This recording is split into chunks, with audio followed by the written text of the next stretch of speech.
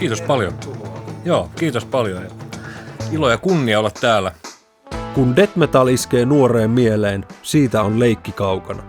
Kitaristi Esa Holopaiselle 1980-luvun lopun kuolometallibuumi antoi alkukipinän ja suunnan. Syntyi Amorphis. Suomimetallin kansainvälisiin kärkinimiin kuuluva yhtye on alusta asti totellut omia musiikillisia pelisääntöjään ja tyyliihanteitaan. Holopaisen maailmassa metalliriffit kietoutuvat progressiivisen rockin hämyyn ja kalevalaiseen mytologiaan. Amorfiksen ansiosta valtava metallipäiden armeija ympäri maailman tietää, kuka on Kullervo. Nyt Amojen kippari istuutuu tuolille kellarissa ja paljastaa, mikä kolahti herkässä iässä. Tämä on lempilevyni.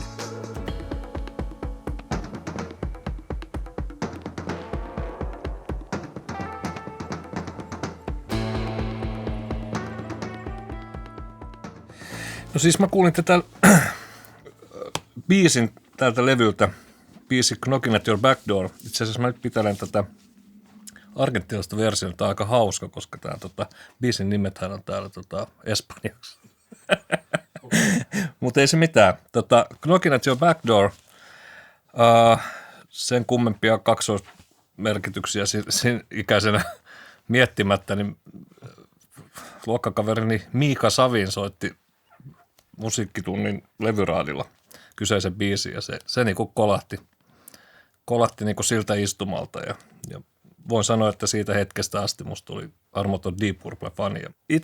Itselleni ihan edelleenkin niinku Purplen kategoriassa niinku suveneeristi tärkeä levy. Et onhan siellä niinku 70-luvulla In Rockit ja muut, missä on niinku omat helmensä, mutta jotenkin tämä, ja sitten kun ajattelee tätä niinku aikaa, että tämä on tosiaan ollut heidän comeback-levy, että miten ne on niinku siinä niinku tulehtuneessa tilassa bändin sisällä pystynyt tekemään tämmöisen levy, niin se on mun mielestä ihan niinku käsittämätöntä. Tässä on niinku, lähestulkoon joka biisi on ihan helmi, ja tietysti nimikappale Perfect Strangers on ihan niinku järjettömän upea biisi. Mä näin Purplen House of Blue Light-kiertueella Helsingin jäähallissa. Ja mulla oli tää sama vinyyli, ja mä olin notkuin edellisenä päivänä jäähallilla ja hotellilla, ja mä sain kaikilta nimikirjoitukset, paitsi Ritchie Blackmorelta tuohon levyn kanteen. Et muut löytyy tää himasta sellaisena versiona, missä on bändin nimmarit, ja sitten mä pyysin vielä Pretty Maids, mikä oli tanskalainen bändi lämpäämässä, niin ne skriivasi sitten tuonne taakse kiltisti nimmarit. Mutta Blackmorelta en saanut nimmari. Se painui suoraan jäähallin takaa autoon ja painui tiensä. Meitä oli siellä niinku kourallinen tyyppejä ja se oli niinku ikävä temppu, mutta tietysti tämä aika erikoisella karakteri, niin mä nyt ihmettelen, että en näe Ritchieitä heti ensimmäisenä tuolla fanien kanssa jutustelemassa ja vaihtamassa ajatuksia. Mä oon 2 kertaa käynyt pyytää nimmareita jäähallia. Toinen oli Ozzy Osbourne. Ja mulla on Ozzy Osbournesta semmoinen kuva vielä. Me oltiin tuossa hotelli Intercontinental Hesper ja kumpi se nyt oli aulassa. Ja Ozzy oli niin jurrissa, että se röhnötti tällaisella tuolilla vaan niin sammuneessa tilassa. Ja seuraavan päivänä keikka. Ja se oli niin kännis, että se ei pystynyt antaa nimmari, mutta mä saan siitä hyvän valokuvan kyllä itselleni.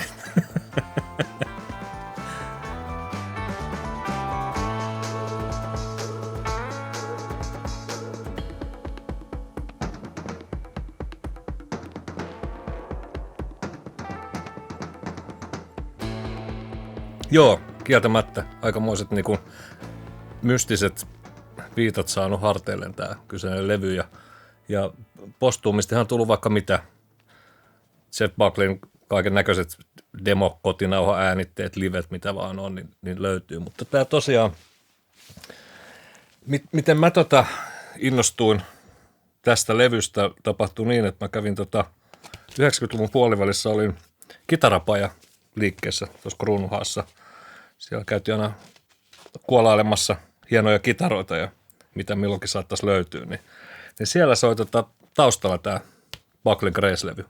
Sitten oli hetki pyöritty, oli pakko kysyä, että mikä levy tämä on. Et mun mielestä siellä taas pyöri toi Dream Brother-biisi, missä on äärettömän hieno, maaginen tunnelma. Ja en nyt muista, kuka siellä oli silloin duunissa, mutta niin se sanoi, että joo, että tämä on Jeff Buckley Crazy. Sitten oli pakko käydä levykaupasta poimimassa. Ja tästä tuli kyllä niinku semmoinen ehkä siihen ja tähän päivään asti semmoinen niinku, ehkä yksi tärkeimmistä levyistä, mitä on. Että mä en niinku kyllästy tähän ikinä. Että tänä aina säännöllisin väliajoin tulee pyöritettyä ja ihmeteltyä, että miten kukaan on niinku kyennyt tekemään näin hienoja biisejä. Ja miten kellään voi olla näin hieno laulusoundi. Että niinku, jos falsettilauluista puhutaan, miten se sovitetaan hienosti biisien sekaan, niin kannattaa pyöräyttää tämä. Ja tietysti sitten myöhemmin tästä tuli toi Leonard Cohenin Hallelujahan on niinku varmaan biisi lähtenyt ihan eri sfääreihin Buckleyn poismenon jälkeen. Sitä on varmaan enemmän pyöritetty kuin Leonard Cohenin versiota ikinä. Mutta joo, mulle tosi tärkeä levy ja en mä oikein keksi täältä mitään huonoja biisejä. Grace on tosi makea. Ja varsinkin sitten tämän traagisen hukkumisen jälkeen, niin Amazon jokeen. Niin, Mississippi. Eikö Mississippi? Mississippi, joo. Niin tavallaan ehkä sitten jälkikäteen ruvennut kuuntelemaan vähän eri korvin, että aika loppujen lopuksi ehkä jopa tosi tumma ja synkkä levy. Et varsinkin levyn päätösbiisi, missä tavallaan sitten kuulee myös Jeff Buckleyn tämän niinku monipuolisen biisin tekijän taidot. Hän oli hyvin inspiroitunut myös intialaisesta ja pakistanilaisesta musiikista ja hakenut sieltä vaikutteita. Niin. Täytyy kertoa yksi sellainen salaisuus, että mä oon tai mikä sitä enää salaisuus on, toi Amorfiksella on Mike Antele biisi ja siinä on semmoinen sitariloppu. Niin mä oon sen blokannut periaatteessa tästä Dream Brother-biisistä, mutta se kiertokulku on hieman eri kulmalta pyöräytetty. Mutta nyt kun sen tietää, niin kannattaa kuunnella sillä korvalla. Sanotaan, että se on ollut vahva vaikuttaja, ei sitä välttämättä silleen huomaa, mutta kyllä se kannattaa sillä korvalla kuunnella, niin sitten ehkä huomaa pienen yhtäläisyyden sieltä, ainakin vaikuttaja.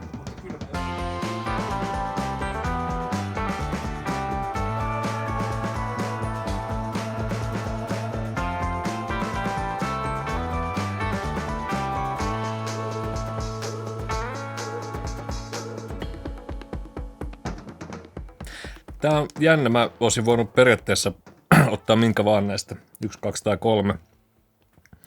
Mutta tämä 2 mun mielestä edustaa sitä, kun bändi oli niinku oikeasti tykemmillään.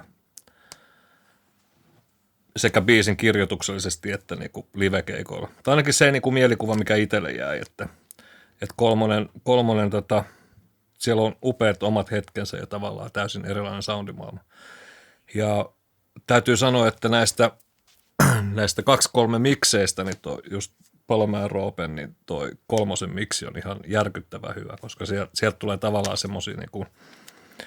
semmosia niinku pikkuleijereitä, mitä ei siinä alkuperäisessä miksissä ole saatu esille, niin tosi kivasti.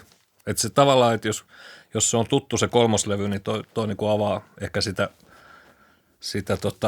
atmosfääriä vielä enemmän ja levittää sitä tajuntaa vielä laajemmaksi, mikä varmaan oli Petellä ehkä se tarkoituskin siinä 3. levyä tehdessä. Mutta tämä on joo itselle kyllä tärkeä levy, ja nyt sitten kun on saanut olla mukana tässä J. Jylli Kuoppis Music of Kingston-projektissa, niin näitä on tullut sitten aika paljon niinku treenattua ja kahlattua näitä biisejä läpi, niin on ollut niinku hauska saada niinku sitä perspektiiviä ja näkökulmaa kanssa, että mitä ne biisit niinku pitää sisällään ja rakenteet ja niin sillä lailla niinku hyppää vielä enemmän tähän syvään päätyyn. Totta kai niinku me oltiin koko bändi ihan hirveitä Kingston Wall-faneja ja käytiin kattoo kinkkareiden klubikeikkoja. Ja siis jos Kingston Wallin näki livenä, niin kyllä se oli niinku todella säväyttävää, että tavallaan se niinku ihan järjetön energia kulminoitu oikeastaan vielä niinku parhaiten niillä keikoilla. Ja kyllä meidän tiet Peten kanssakin kohtas kohtas joku se otteeseen. Meillä oli Lepakolla treenikämppä Amorfiksen kanssa ja Pete ja Roope äänitteli silloin kolmoslevyä Lepakon studiossa ja sitten siellä Lepakon kahvilassa tuli jutusteltua ja se oli sitä Peten tätä Earbog-hurahdusaikaa. Että sitten tavallaan tämä meidän Kalevala-kytkös, niin hän innostui siitä tosi paljon ja kertoi meille kalevalaista runomittaa, merkityksiä, mistä me ei ymmärretty tuo taivaallista. Tätä Alt-Land Is-pohjalta.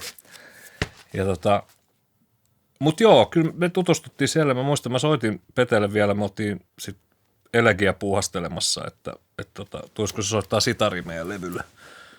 Mutta se jäi sitten viimeiseksi puheluksi.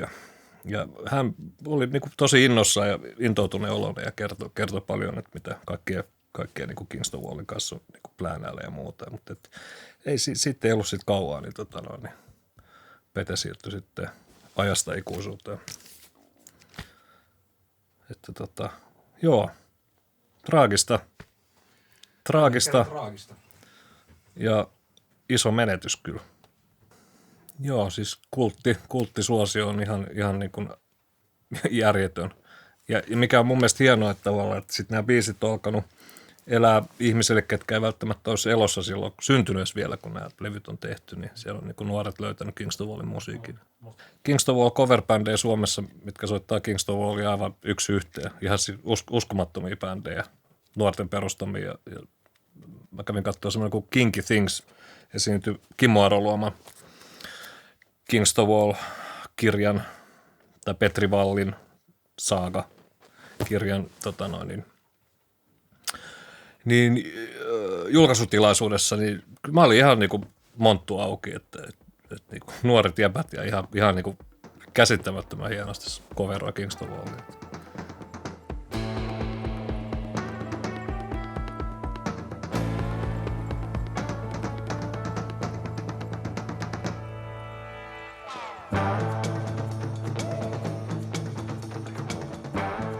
Kun dokumentti tuli tästä, mikäs tämä oli? Hypnosis. Hypnosis. Niin, just, kuka on tehnyt nämä kaikki, tuonne kaksikko, mikä teki Pink Floydin kaikki nämä levyn kannet erittäin niin kuin kunnianhimoisella meiningillä. Eli siinä oli kanssa käsiteltiin tätä, että Syd Barrett olisi ja ihan niin kuin sattuman kautta eksynyt käymään studiossa ja kukaan ei ollut oikein tunnistanut häntä, että oli niin muuttunut hahmo ja oikein saanut sanottua mitään ja oli hetken aikaa siellä pyörinyt ja lähtenyt pois.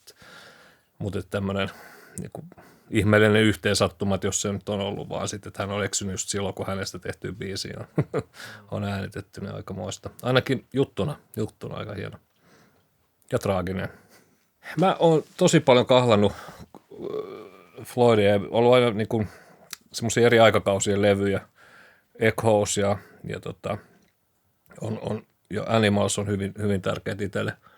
Mutta ehkä Pink Floydista semmoinen pieni alustus, että mistä mä innostuin, niin mä kuulin Another Brick in the Wall -kappaleen koulun levyraadissa luokkakaverin Miika Savinin soittamana, kuka tutustuttiin myös Deep Purpleen, niin hänen kautta mä sitten innostuin Floydista ja ehkä se nyt otti oman aikansa sitten nämä taiteellisemmat Floydin levyt ennen kuin alkoi pyörii lautasella, mutta jotenkin Wish You Were Here, siinä on niinku hieno yleislataus ja siinä ei ole yhtään huonoa biisiä. Et jotenkin ton jälkeen, jos pyöräyttää esimerkiksi Pink Floydin Umma Gumma, niin voi olla vähän lähestymisvaikeuksia. Tässä on ehkä se niinku hienosti saatu yhdistettyä se niinku Pink Floydin taiteellinen puoli ja iso soundimaailma ja niin oikeasti hyviä biisejä. Joo. Yksi, mikä kiinnostaisi, niin mulla jäi näkemättä, mutta Nick Masonhan pyörii nyt tämän kulkeeko se Soulful Secrets Nick Mason nimellä, tekee keikkoja ja soittaa pääasiassa pelkästään vanhaa Floydia, että siellä tulee nämä. Hänellä on ollut ja ei mitään niin kuin isoja halleja, mutta siellä on ollut Roger Waters käynyt välillä vierailemassa ja David Gilmour Ja siellä tulee just tätä niin kuin Echoes, So Full of Secrets-osaston huurusettiä. Mä katsoin YouTubesta joku sen klipin, niin se on kyllä erittäin herkullisen näköistä meininkiä. Tuli nyt Roger Watersista mieleen nostaa hattua myös. Suomessa on järjetön määrä kourallinen erittäin osaavia teknikoita, ketkä on myös niin kuin kunnostautunut ulkomailla. Lepakosta aikanaan Dark Audion leivistä lähti Pasi Hara-niminen monitorimies.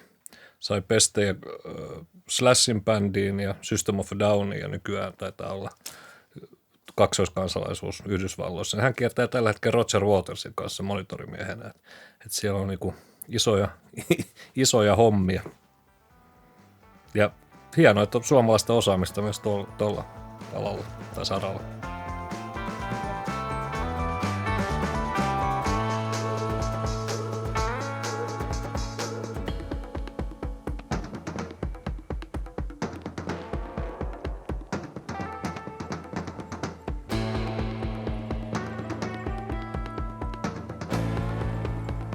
No, tää on niin iso bändi, että periaatteessa tästä alkupäästä olisi voinut valita minkä vaan.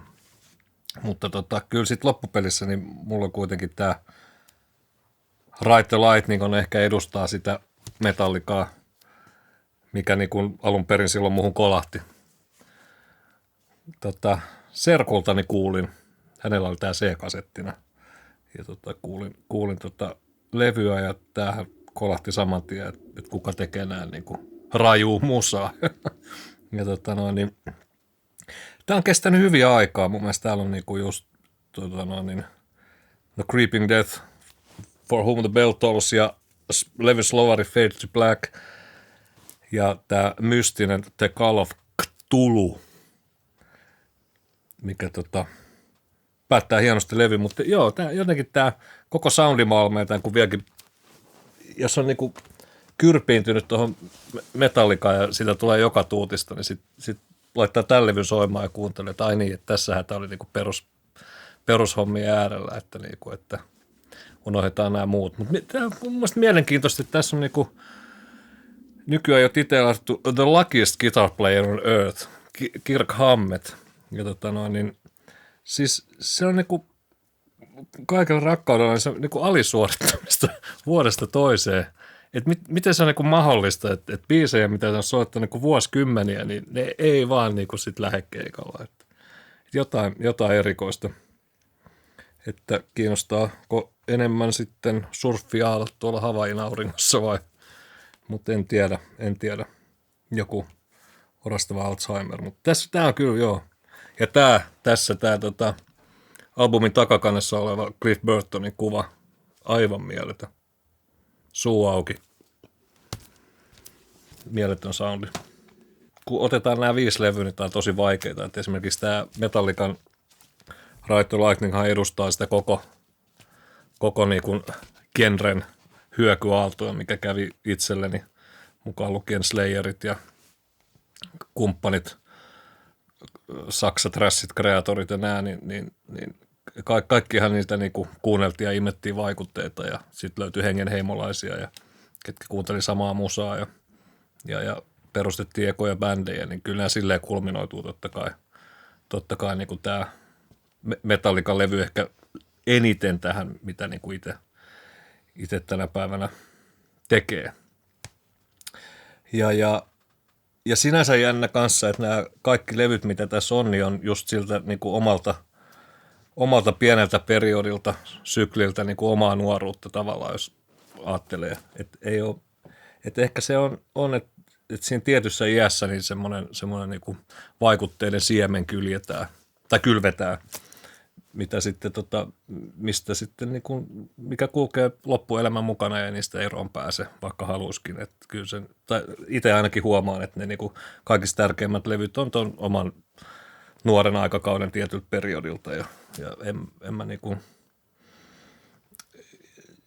ehkä se liittyy siihen niinku omaan kasvamiseen ja tiettyyn juttuun, kun on